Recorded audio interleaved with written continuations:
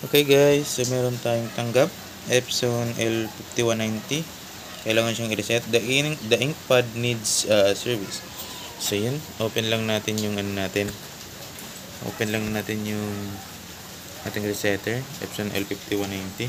Meron tayo dyan. Ito yun, 5190. So, open natin. Yan. Then open na natin to.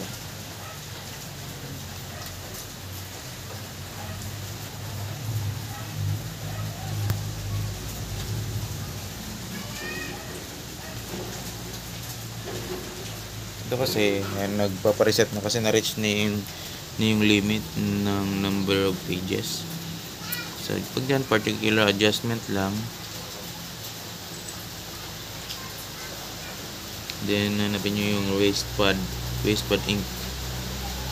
ink pad counter, and then okay, and click nyo lang yung main pad counter, check. Yan, nasa 100% na, iba nakapag-print na siya ng 6,355. So kailangan i-reset, initialize. Okay, pwede na. Gamit ko cellphone ni Papa. Makontak sa no?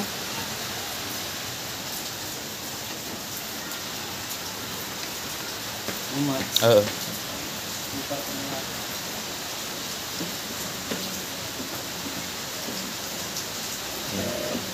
Okay na.